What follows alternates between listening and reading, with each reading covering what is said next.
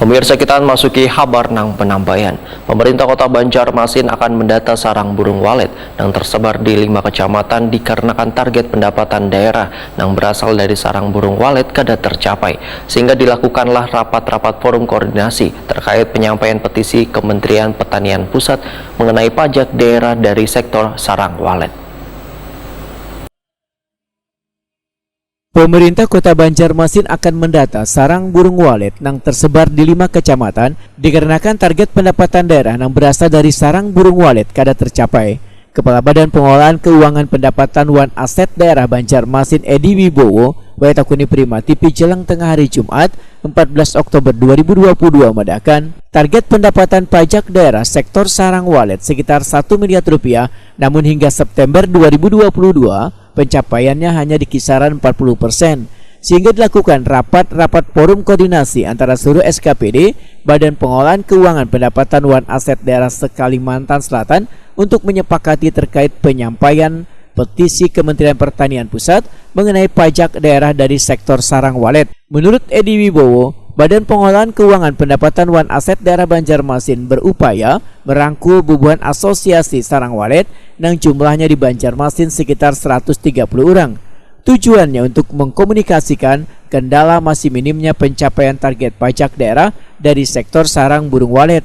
Namun kendala yang dihadapi selain kada sinkronnya data, ujar Edi Wibowo, sebagian pengusaha sarang walet berada di luar dari Banjarmasin serta kada diketahui waktu panen sarang walet tersebut.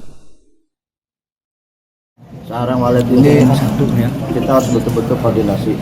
Kami kemarin telah melakukan rapat forum koordinasi antara seluruh kepala dinas pendapatan se-Kalimantan Selatan bahwa kita akan menyampaikan petisi kepada Balai, kemudian Kementerian Pertanian Pusat, karena keterlibatan sarang walet ini itu bukan kita, karena masih ada unsur-unsur pemerintah lain yang masih terlibat. Nah, itu kita harus saling berkomunikasi lah, sehingga potensi walet ini bisa memberikan hasil yang nyata untuk daerah Kalimantan Selatan. Ya, kita akan berusaha. Memang nilainya kecil, tapi dari kecil itu kita belajar untuk bisa memenuhinya dulu lah. Nanti kedepannya kita sudah menyiapkan langkah-langkahnya. Pertama tadi kita berkoordinasi dengan Balai Karantina, kemudian dengan pemerintah kabupaten lainnya, kita melakukan konsolidasi ke pemerintah pusat seperti apa sih ini. Berapa targetnya Pak kemarin Pak? Kalau untuk kita di tahun 2022 ini kecil, di bawah 1 M.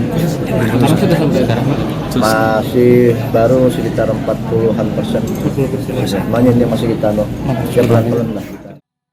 Edi Wibowo menambahkan, pendapatan pajak daerah sektor sarang walet memang penting untuk diperhatikan.